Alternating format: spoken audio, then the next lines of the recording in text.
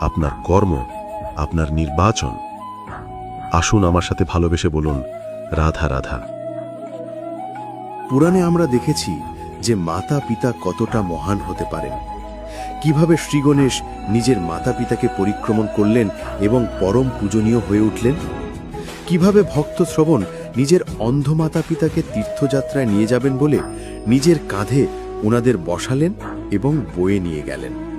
এরকম অনেক অমূল্য শিক্ষা আমরা লাভ করে থাকি পুরাণ থেকে। কিন্তু এসব কথা হলো পুরাণের কথা। কথা বলা যাক আমাদের জীবন নিয়ে। আমাদের এই জীবনে আমাদের মাতা পিতা কেন আমাদের কাছে এতটা অমূল্য?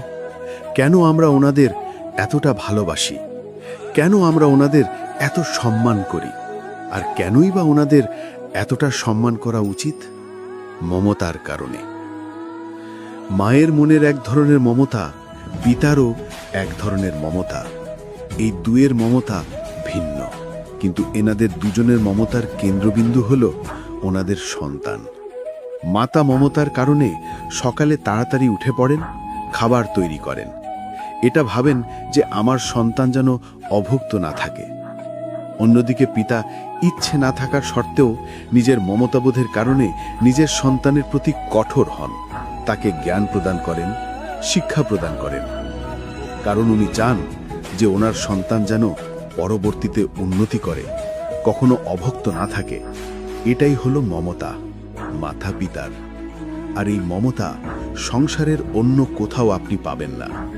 তাই সবসময় নিজের মাতা পিতাকে সম্মান করুন, ওনাদের ভালোবাসুন, যতটা ইচ্ছে ভালোবাসুন। আর এই ভালোবাসার সাথেই বলুন, রাধা রাধা।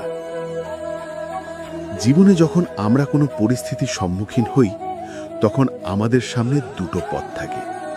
তাদের মধ্যে কোনো একটা নির্বাচন আমাদের করে নিতে হবে, এই মনে করে নিতে হবে।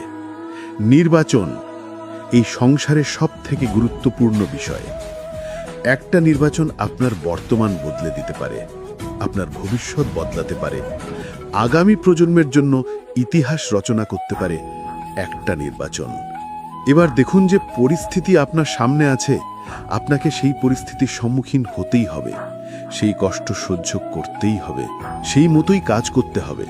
শুধু এই বিষয়টা নির্বাচন করতে হবে যে এই পরিস্থিতির সম্মুখীন হওয়ার সময় আমি কি দুর্বল হয়ে থাকব, নাকি আমি শক্তিশালী হয়ে থাকব। এই নির্বাচন এই মনের মধ্যে করতে হবে। আর এই নির্বাচন হলো সবথেকে বেশি গুরুত্বপূর্ণ নির্বাচন।